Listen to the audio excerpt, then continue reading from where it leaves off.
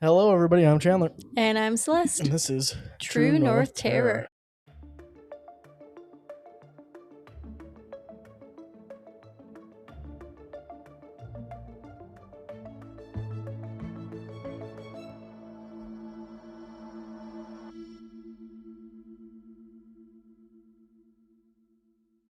Welcome back. We're back. It's been a minute since we've recorded something, but Did we record in 2026 yet? sure haven't.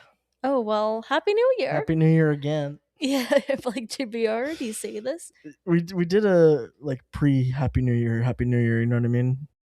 What did you do? What did you do for New Year's? Didn't watch Stranger Things We did. That's all we did. on New Year's? Oh yeah. Lex wasn't feeling great, so we didn't go out anywhere. Her brother came over, and we watched the 3 episodes that came out around Christmas time or on Christmas that we didn't watch, and then by the time we were done those 3, the finale was out, so we watched that. And yeah, I only had the finale left. Should we discuss? Well, what did you do on New Year's? Huh? What did you do on New Year's? I watched Stranger Things. Oh, I thought you said didn't. Okay, yeah. We both just watched Stranger Things on New Year's. Which is so lame, but hey, whatever. I also I don't love going out anymore. I'm old and I have 2 little kids. You know what? Blake had New Year's plans and I didn't. There you go. She went to a glow party. Glow party? Yeah, and I stayed home. But how should we... Okay, if you don't want to hear spoilers, skip ahead 5 minutes. Yeah, let's discuss. Skip a little bit. Let's discuss. How did you like the finale? It was a little underwhelming, but at the same time, I really liked the epilogue. Okay. I think it's nice to just see those characters happy for once. Mm-hmm. It's been 10 years or 9. It was 9 years. That's crazy. It's nice to see the core boys happy. I'm glad that Max is alive. Mm-hmm. It's nice to see the teens happy because those are the characters in my age range. Right. When the show came out, I was about the same age as Steve and Nancy. That's crazy. That makes me feel really old. So we're this in reality in show, I think we're about the same age. Okay. So I really relate with those characters, and I'm glad that they're all happy. Are they happy? Well, I don't think Steve seems happy. Yeah, he's such a good soccer or such a good baseball mom. I don't think that any of them are really happy, TBH. No. Not happy, but at least they're I mean, they're not fighting they're to going to be able to move on and live a life the rest of their lives. You know. Sure. I think that the giant spider thing, the mind flare, his mouth looked like a vagina. That made me a little bit uncomfortable. A vagina with a bunch of teeth. I was like, okay. I think that the last fight against Vecna was super short and not that eventful. Easy. Yeah, I was like, okay, that was 3 minutes. And I was like, okay, there must be 10 minutes left of the episode. No, 45 minutes. Another hour, yeah. For that whole epilogue. But there's so many characters. Yeah, but they still didn't really... I think there is still a lot unanswered. Like what? What was the guy that always wore the headphones? What happened to him? The long hair. Dustin's friend before... Headphones, long hair. What? No, you're not. Dustin's friend? Yeah, one second. Dustin's only friends were the main boys, Steve and Eddie. Yeah, but it was pre-Eddie, I feel like. No, because his only friend before Eddie was Steve. Stranger. Right? Because that was his whole thing, is that he didn't have friends other than the main crew. Dustin's send-off speech was iconic. He did what Eddie said he was going to do. Yeah. Which is really cool. This guy. Oh, Jonathan's friend. Oh, Jonathan's friend. Okay. Yeah, they told him he couldn't come back. Why? Money. Oh. And too many characters. But that just kind of sucks. Like, we didn't get anything. Yeah, he just went back to California. Like, I feel like he could have been like Argyle. I feel like he could have been at the grad, just like. Yeah, Will. Yeah, you know. Yeah, because he was like association buddies with Will at that point. I would say, yeah. Okay, so not the finale, but like the second batch, part 2. When, oh my god, I'm so tired. When Will got his powers. That was the first. That was the last episode of the first set. The mid-season finale. Yeah. Okay. So I feel like we all saw that coming, but it was so well done. Why like did it they was take so emotional. Why did they take so long to do it? I think like, and he really. I shouldn't say he really didn't do much. I thought that when he was like in Vecna's mind, and he was like, "It's not too late. It's not too late." Vecna was gonna be like, "You know what? It's not too late." Yeah. A lot of people thought that he was going to turn on the Mind Flayer. Yeah. And then he's like, nah, man, I'm evil. Yeah. Which is cool. He's like, nah, dog, I hate people. Yeah. It's like, same. Yeah. No, I liked Will's powers. Obviously, it had to happen. But looking back on all of Stranger Things, Will just gets sidelined for like 2 seasons. I agree. It revolves around him, but not really. Yeah. Like season 1 and 2, Will is a very focal character. Yeah. Then 3 and 4, he's just like, ugh. They didn't know what to do with him for season 4, so they sent him to California. Yeah. Yeah, agreed. It's too bad because I really like his character. But yeah, I also, everyone's like, the scene where he came out as gay was so drawn out. I'm like, yeah, but it was also necessary for the time that the show takes place in. Yeah. I don't know, whatever. I honestly wish there was more to it because it was okay. So they're setting up. Vecna knows his secret that he's gay. It's going to be an issue. He tells them, great. Have a scene of Vecna trying to out him. Yeah. And like call back to it again. Yeah. And have them be like, we don't give a shit. Yeah, right? I feel like it was kind of undersold, but yeah, undersold is a great way to put it.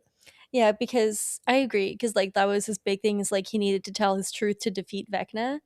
But yeah, I feel like they could have called it back and made it like more of a thing. But whatevs, I love Stranger Things. I'm gonna rewatch all of it. Season 1's still the best season for me. Yeah, I need to rewatch all of them. I think season 3 is the worst. Big time agree. Season 3 is the worst. Yeah, I like it. Are you watching anything right now? Still, oh my god. Oh my god. We're on season 14 or 15. Oh good, you're halfway done. Yeah, season Jeez 20. Louise. It's either season 22 or 23 that's You've been watching that forever. It's been a minute. But we watch like 6 or whatever episodes a night. Oh my god. We just put it on before we start dinner. It's on while we cook. It's on while we clean the dishes, or while we eat and while we clean the dishes. I would say that's like my superstore, but that's more like my Danny Go right now. Because the girls like, the floor is lava. Danger, danger, danger.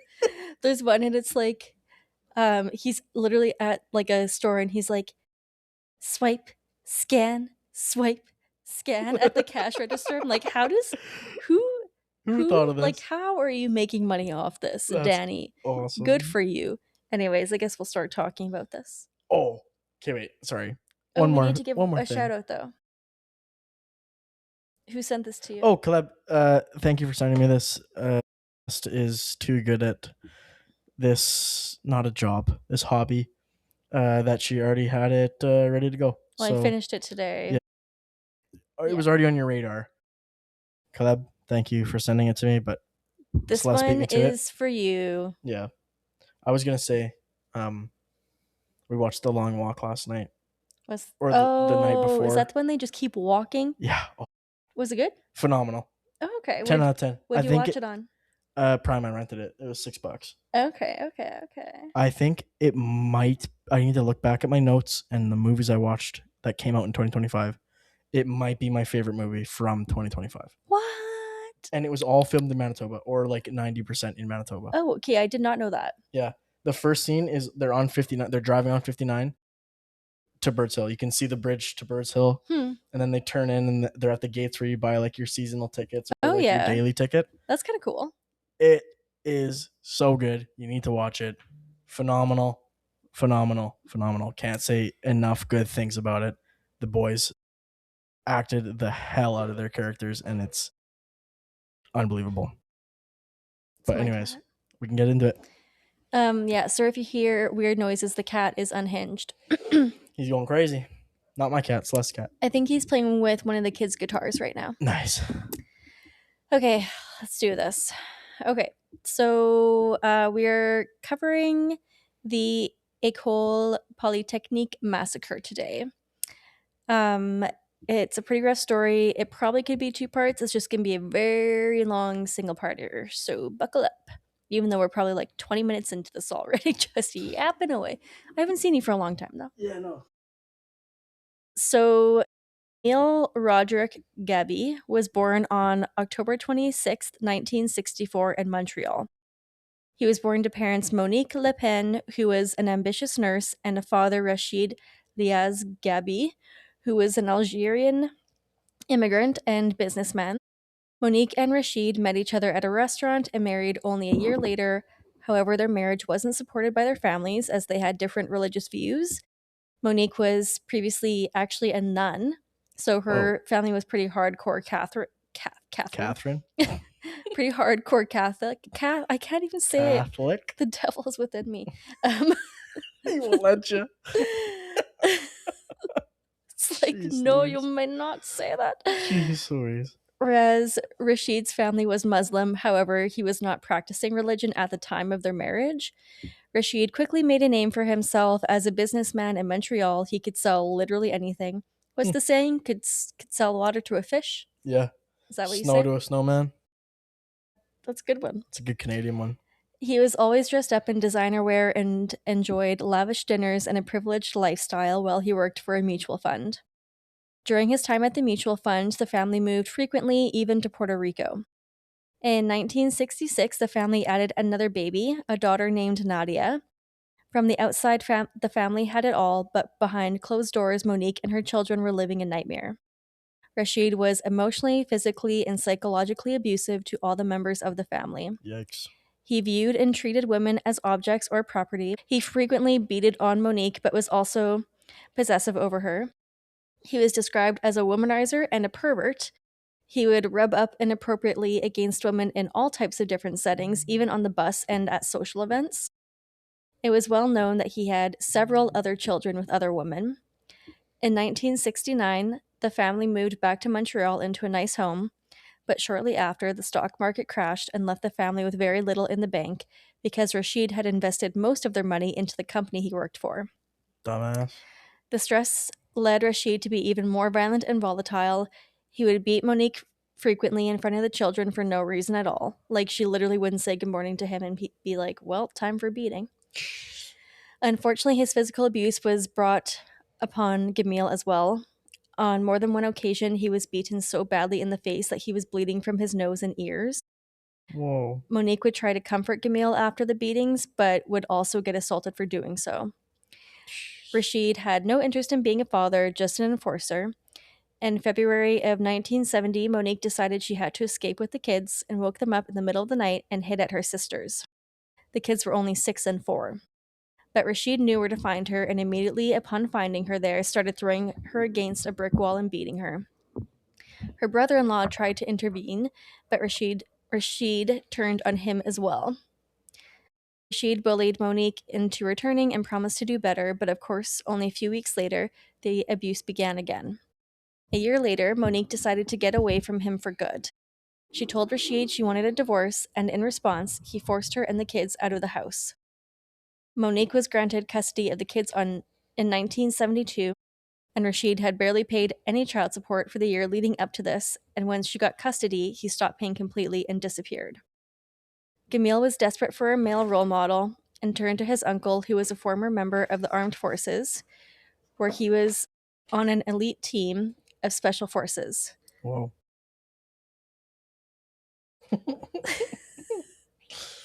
Thanks. You guys are so cute.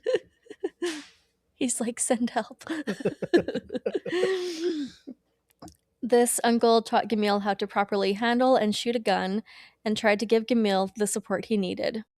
Monique returned to her career as a nurse. Now a single mother, she had to work more than ever and decided to go back to school to further her education and earn more for her family. She worked hard and studied constantly, but felt immense guilt for not being able to give her kids the presents they needed from her. She asked friends and family to help her during the week, usually leaving the kids with them for the week and then picking them up for the weekends.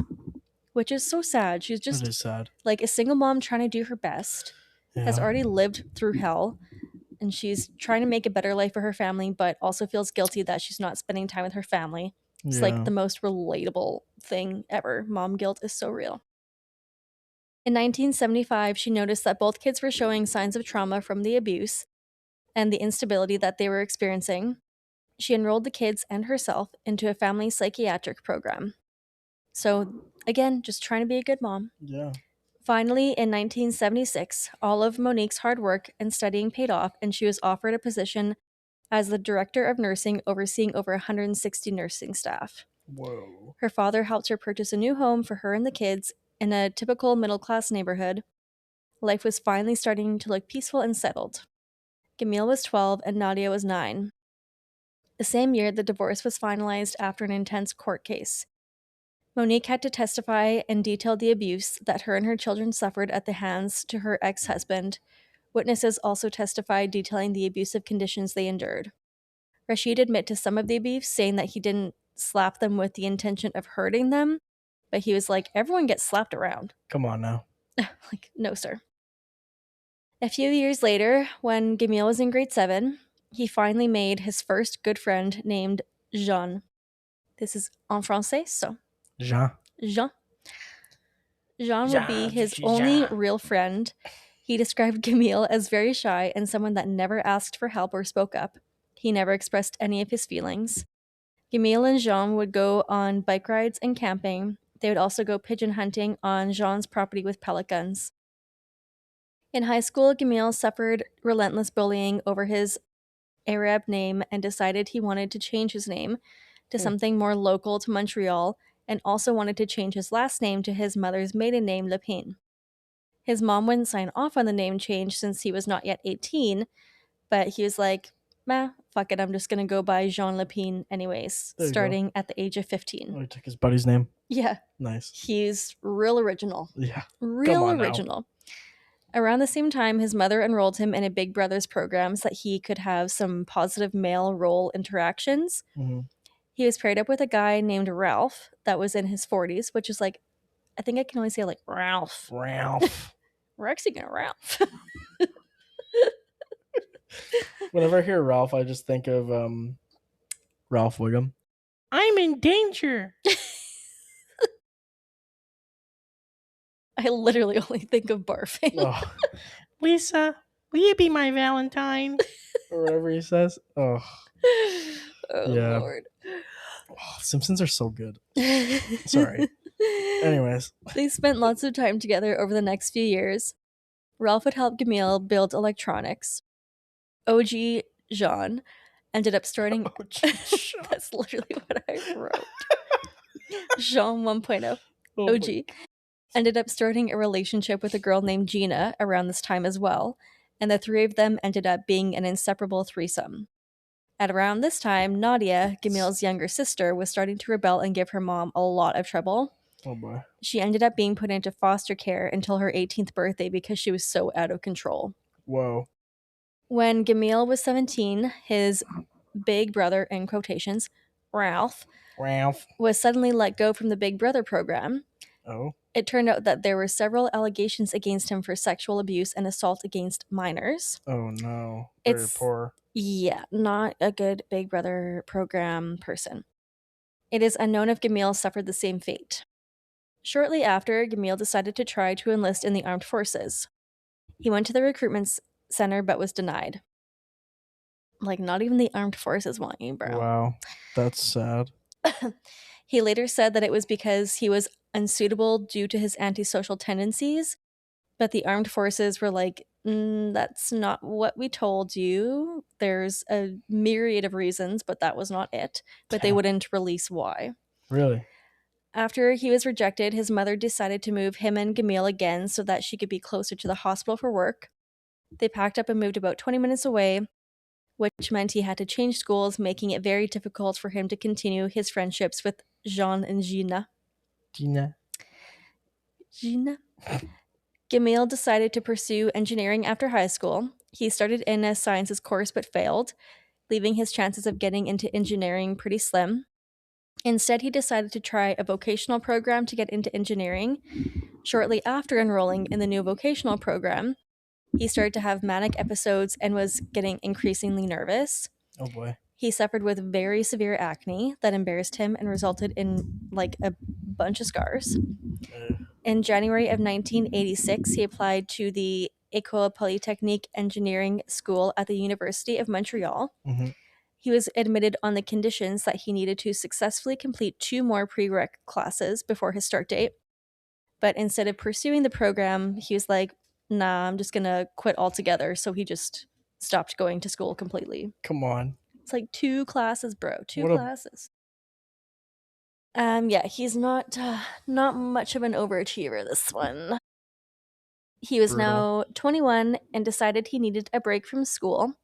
So he got a job at the hospital his mom was working at.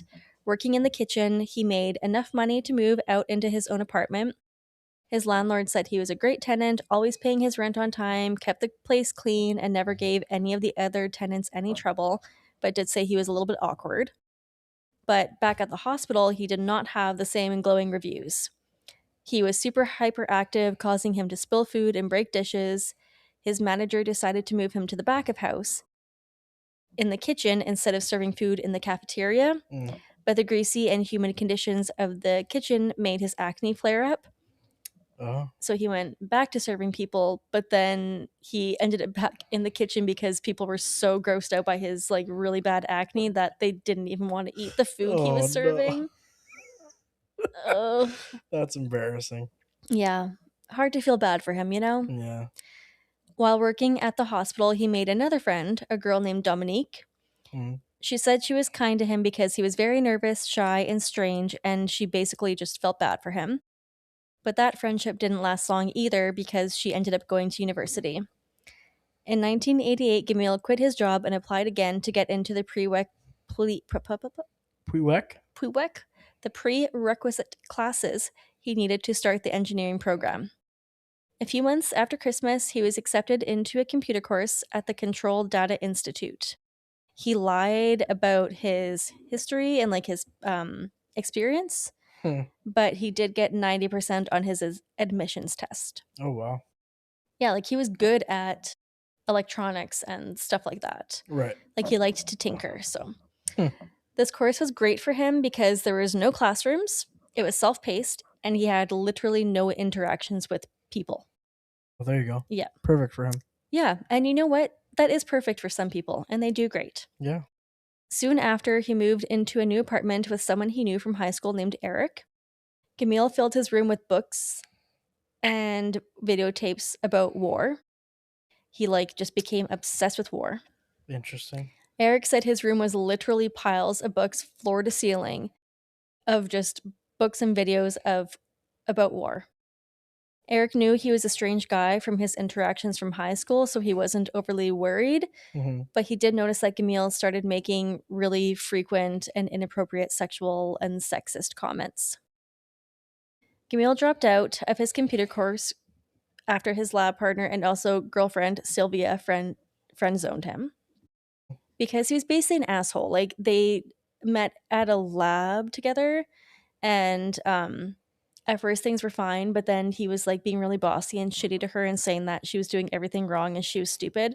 And she was like, excuse the hell out of me. No. Yeah, and she basically started getting super annoyed with him. He was getting more distant, and she was like, yeah, I'm out. And so he dropped out because he's a quitter and a loser. Sounds like it. On August 29th, 1989, Gamil applied for a firearms acquisition permit. It was issued 6 weeks later, and he immediately headed out to check out guns. On November 21st, he went back to the Checkmate Sports where he was browsing guns and purchased... I know nothing about guns.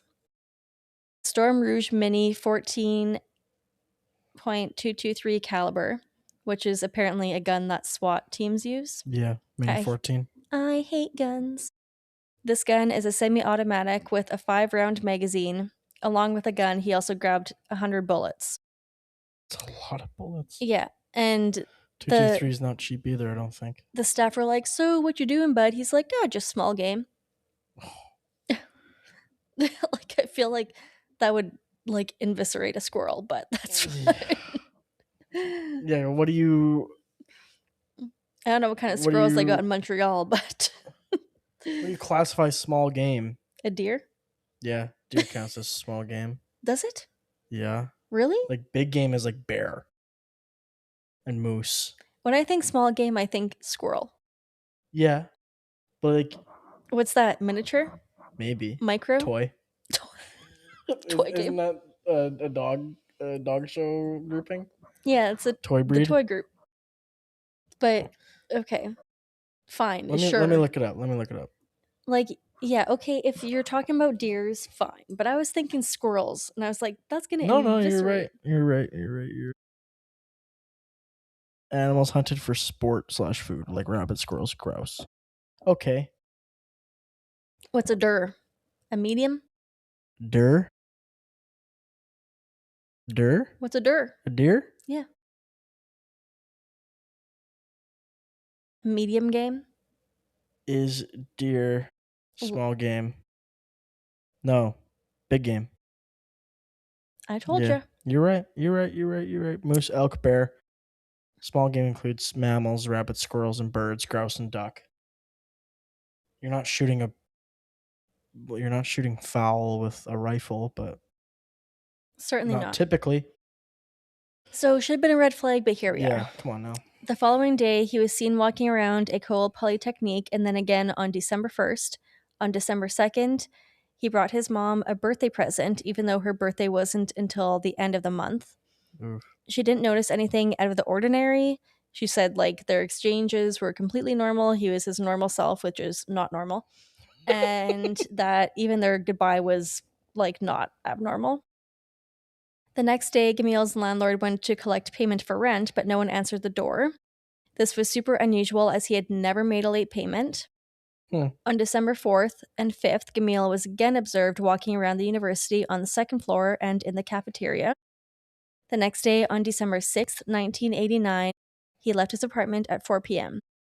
He wore work boots, jeans, and a gray jacket with a skull on it. He also wore a white baseball hat. He carried his new semi-automatic gun in a green plastic bag and had a knife strapped to his waist. He drove a rental car in the freezing rain and parked it in front of the yellow École Polytechnique University building. He paid his $5 for parking and casually walked through the front doors to a frenzy of students rushing to classes and final exams. It was the last day before winter break. He sat down near the registrar's office and watched the people coming and going, avoiding eye contact with everyone, just being his usual weird-ass self. Mm-hmm. In room 230, the class was filled with mechanical engineering students, mostly on their final year. Elaine Coleman and Natalie Grotto, okay, I'm not French, were 23-year-old best friends in their final year. Elaine had already had 3 job offers for after graduation and was considering an offer in Toronto. She also had dreams to complete her master's program. Natalie was also in her final year. The 2 girls were looking forward to a celebratory vacation together in Cancun. They just had to sit through one more class of oral presentations. Another pair in the class was 23-year-old Annie Centino, who was also in her final year. She had a big interview the following day with a company called Allen Aluminum. I almost said it the British way. Aluminium. That's how I almost said it. Something just came out of me. It's the devil. She was also set to marry her childhood sweetheart. 28-year-old Sonia Pelche, do you think? Pelce? Pelche? I don't even know. Also had an interview lined up for the following week. She was the youngest sibling of 8 kids and was described as a genius. She was top of her class, and this was her last day of classes before her final exams. So, like, these are literally all women that just have to write a couple more exams, and then they're graduated. Wow. After about an hour, one of the admin staff at the registrar office asked Gamil if he needed help, but he didn't respond. Instead, he silently stood up and walked away. At around 5 p.m., the university was starting to clear out. Gamil made his way up to the second floor and made his way towards room 230.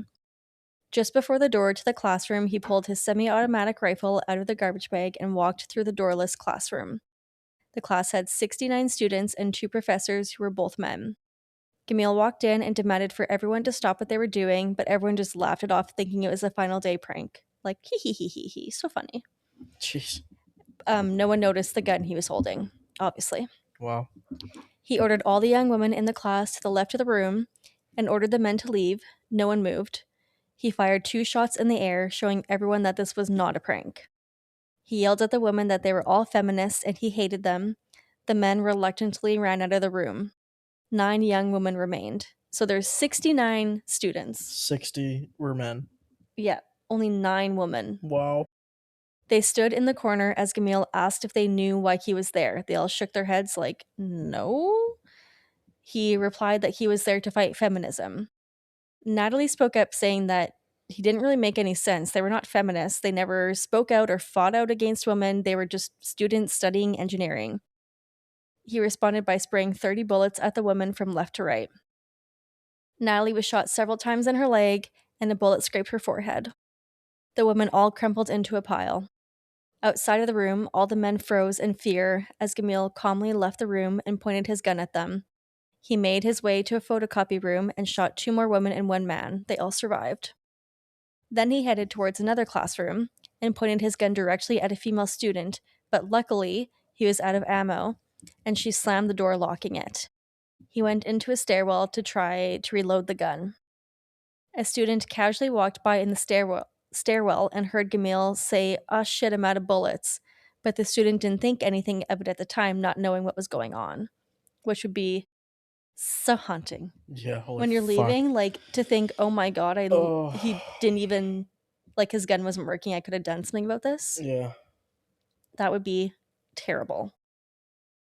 Gamil reloaded his gun and went back towards the classroom, determined to shoot the woman that the gun malfunctioned on.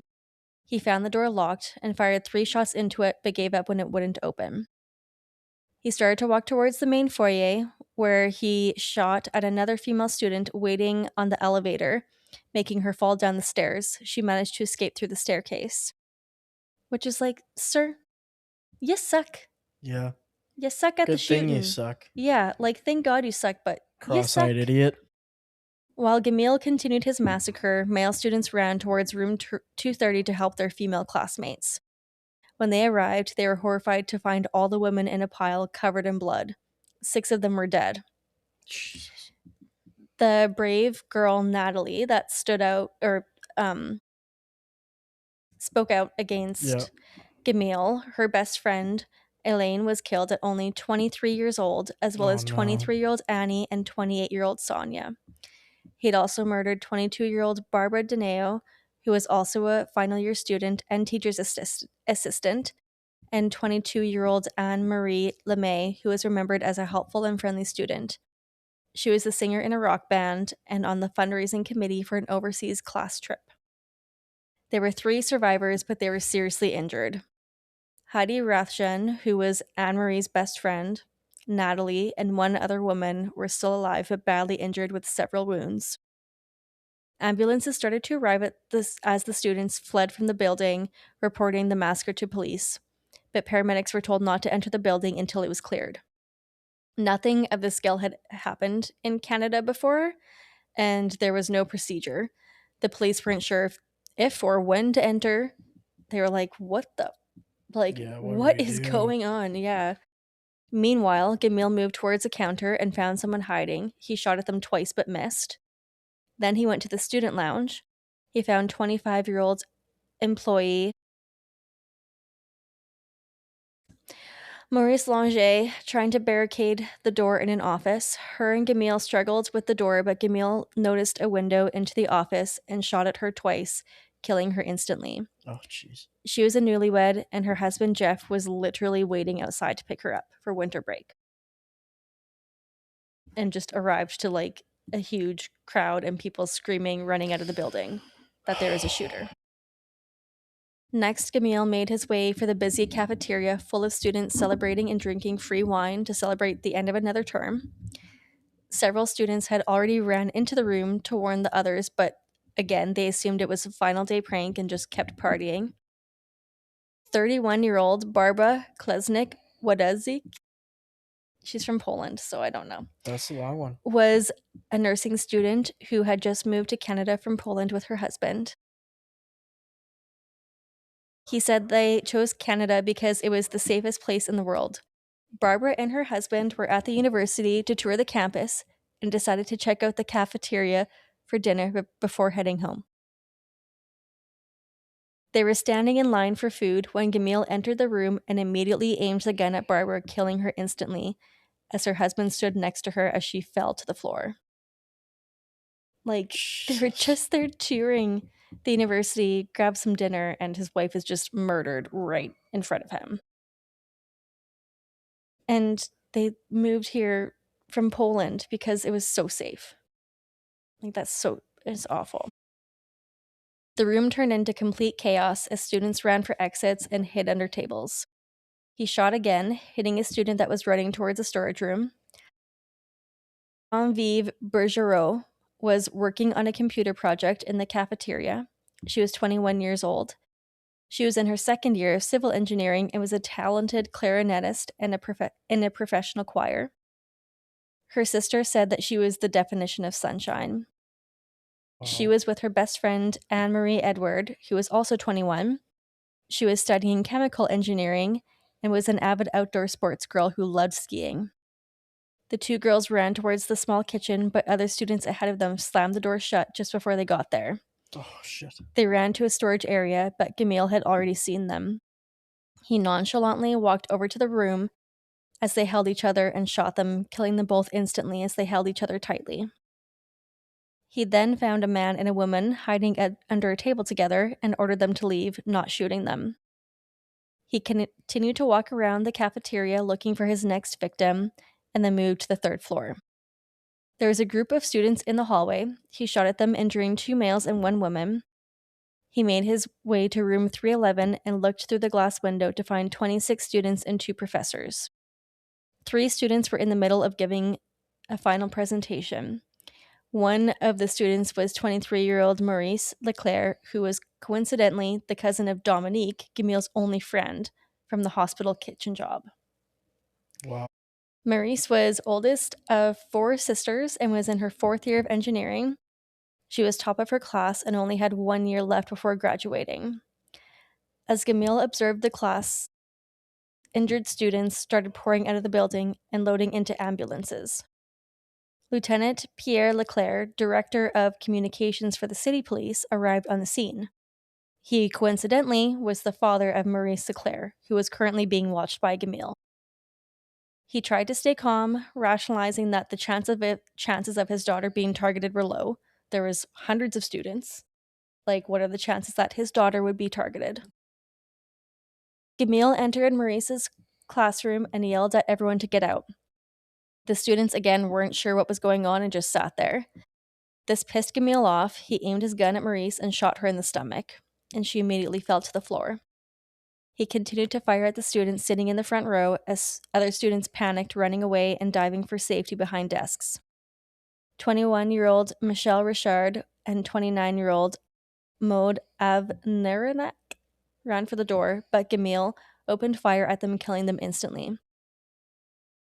They were both metallurgical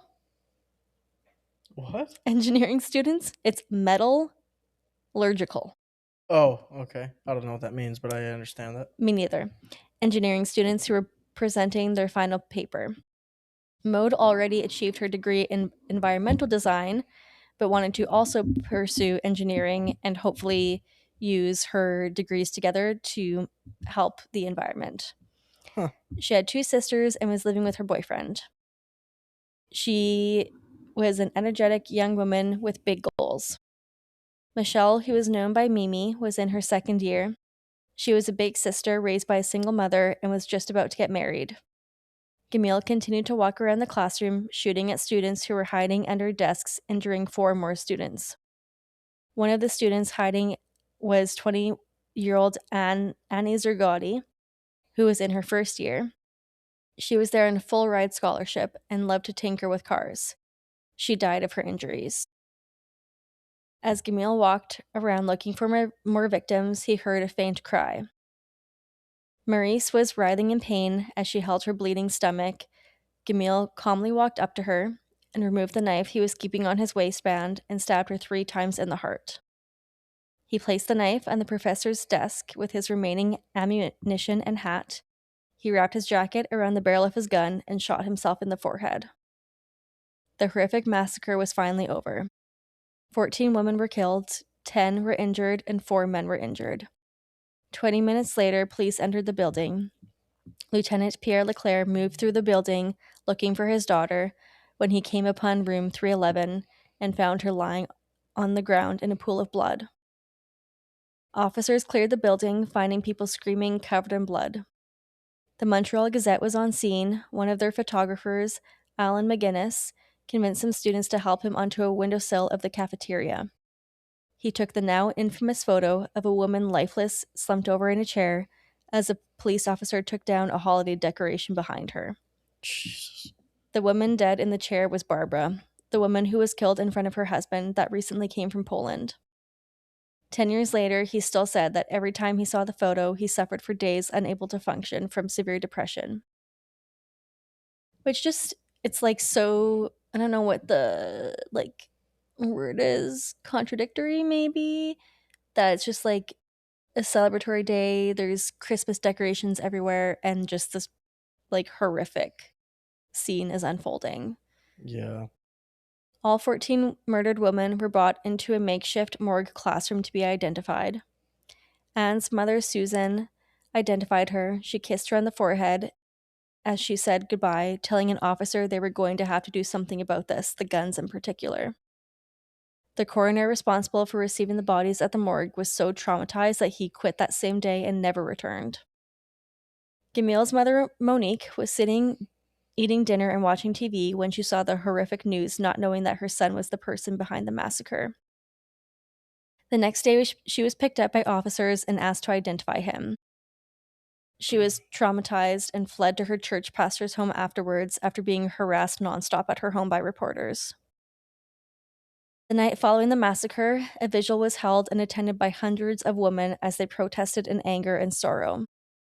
The following days brought rallies and marches of feminist groups. Quebec went into official mourning for 5 days, ending with a public funeral on December 11th. 9 of the women were honored at the Catholic Basilica de Notre Dame. Each body was displayed in a pearl casket, as thousands of attendees paid their respects. The brave young woman, Natalie, who spoke up against Gamil, recovered from several surgeries to her leg and was giving phone interviews to media from her hospital bed. She said she never really considered herself a feminist, but after the event, she said she was. She encouraged all young women to not allow this tragedy to steer them from pursuing careers and education. Her message was loud and clear: women deserve to be here too. 5 years later, the women's enrollment at the university was up by 7%. The young women were listening. When Monique returned home, she found a letter from Gamil in her closet. All it said was, "I'm sorry, Mom, this was inevitable." On Gamil's body, they found 3 more letters. 2 were letters to a scavenger hunt for his friends to find out why he did the crime, which, like, no one cares. No one bothered to do it. The 3rd letter was a suicide note and a list of 19 women who were on his hit list. It was like, some were politicians, some were firefighters, some were police women, some were like journalists. Like, it was just basically strong ass woman that he could not get to and that he felt threatened by. So the women on the list were heartbroken and guilt-ridden, feeling that the girls had died in their place. Public figure feminists were appalled when the young women were only described as daughters. They said that they should have been remembered as so much more. They should have been remembered as women who would not be changing the world with new machines, new buildings, and new products that no one else may ever imagine. They weren't killed for being daughters. They were killed because they were badass, capable women that Gamil was threatened by. Gamil's suicide note was eventually published and read in part. We're not going to read the whole thing because no one wants to give this piece of shit the time of day, but yeah, fuck you, buddy. Just a little important part of the note. And it's translated like to English from French, so it's not translated like 100%, but okay.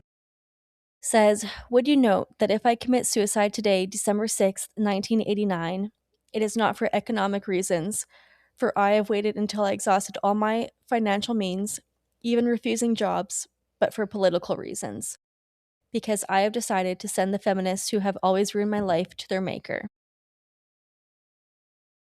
It's like, what did women do to you? You suck. On December 5th, 1990, a plaque was unveiled on the wall of École Polytechnique with all the victims' names. On December 6th, 1991, the first National Day of Remembrance and Action of Violence Against Women honored the 14 female engineering students that died at the hands of Gamil. The massacre also made changes in Canada for gun control. Listen up, America. One of the over 500 shootings in America last year. Yeah, pretty much one a day. More than one a day. Double. More than one a day. And it's like, yeah, I get, people are like, guns don't kill people, people kill people. Sure. Okay. But you cannot convince me that if this guy went into the school with a knife, that he would have killed 14 women. Nope. Like, I understand guns need a person to pull the trigger. I get it. I'm not stupid. But at the same time, no one should have a gun like that. No. At least easy access to it. Like, why do you need a gun like that? You don't. Literally, why? You don't. Like, I just cannot. I cannot.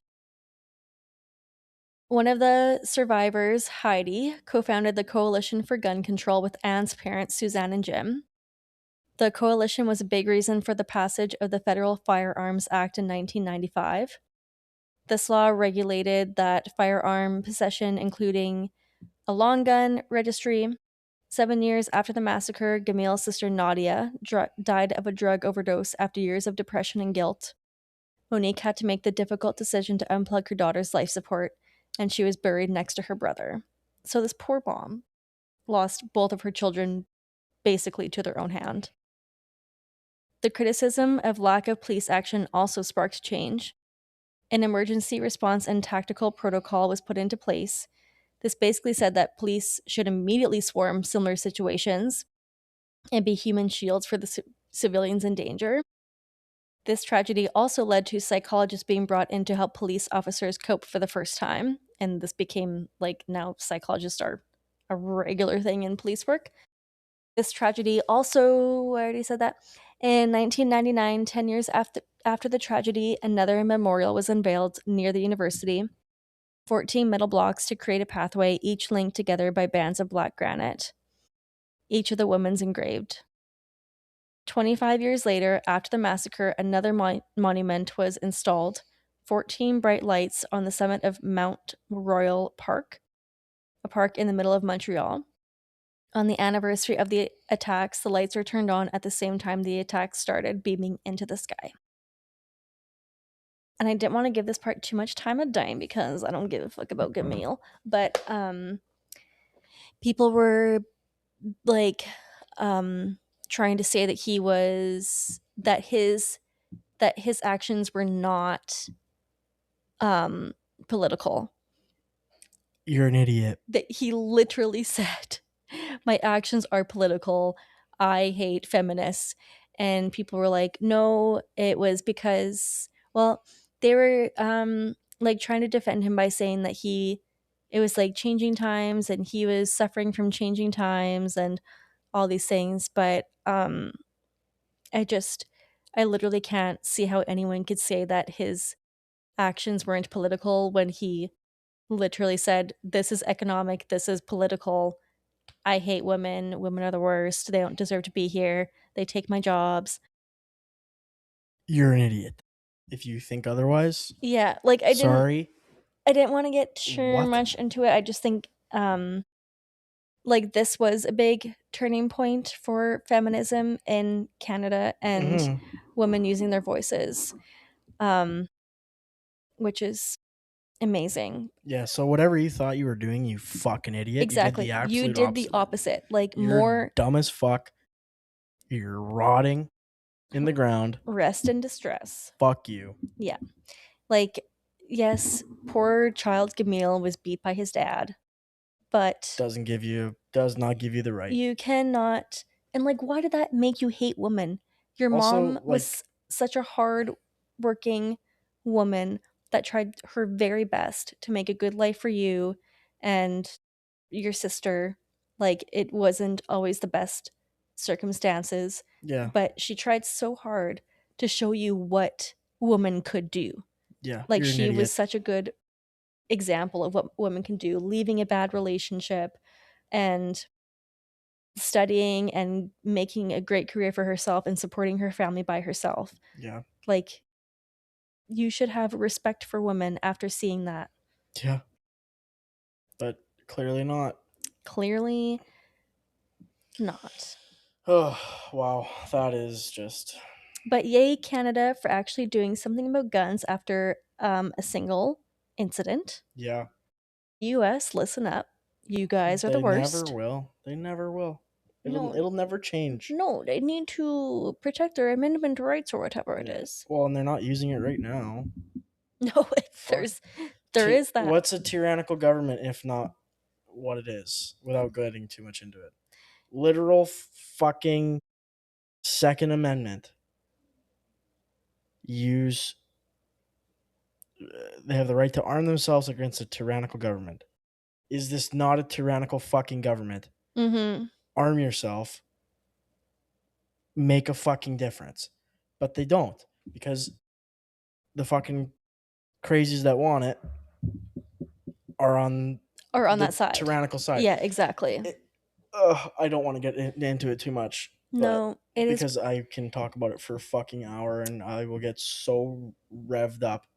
But if you're a Canadian, don't take this time to travel to the States. Yeah, don't support their economy and explore our own country. We have so much to offer. Yeah. Support our economy, and yeah, I don't want to get into it either. It's too upsetting.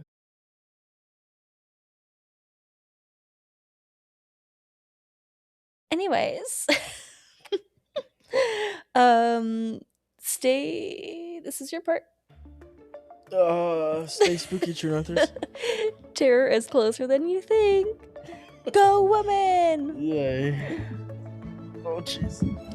Who run the world, girls? Who run the world?